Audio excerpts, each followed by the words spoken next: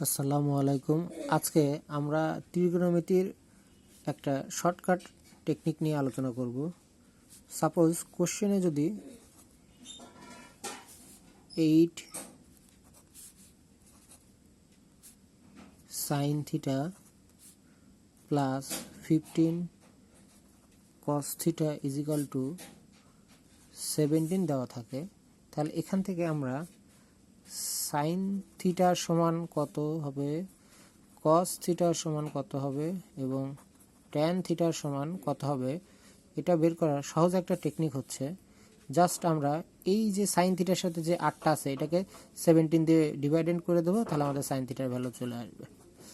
আবার যদি আমরা কস থিটার ভ্যালু বের করতে যাই, কস থিটার ভ্যালু আমরা জাস্ট 15 দিয়ে 17কে ডিভাইড করে দেবো, তাহলে আমাদের কস থিটার ভ্যালু চলে আসবে। আর ট্যান থিটার ক্ষেত্রে আমরা কি করব, জাস্ট 8কে 15 দিয়ে ডিভিশন করে দেবো, 8কে 15 দিয়ে ডিভিশন করে দিলে আমাদের রেজাল্ট চলে আসবে 8 ডিভাইড বাই 15। সেম ওয়েতে আমরা যদি এই এদের অল্টারনেট ভ্যালুগুলো বের করতে যাই, তাহলে আমাদের সেক থিটার ক্ষেত্রে কি হবে, সেক থিটার ক্ষেত্রে আমরা জানি হচ্ছে 1 by cos theta. So 1 by cos theta মানে কি হচ্ছে আমাদের ভ্যালু 17 বাই 15।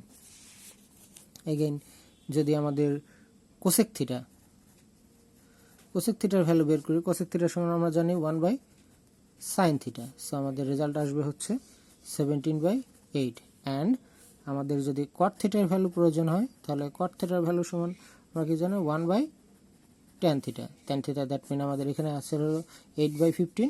এটাকে আমরা যদি রিসিপ্রোকাল করে দিই তাহলে আমাদের এর অ্যান্সার হয়ে যাবে। ঠিক আছে, দেখতে পাচ্ছ? এটা মূলত আমরা এমসিকিউ এর জন্য, এমসিকিউতে কোশ্চেনে অনেক সময় এরকম আসতে পারে এবং বলতে পারে সাইন থিটার ভ্যালু বের করো, কস থিটার ভ্যালু বের করো, ট্যান থিটার ভ্যালু বের করো।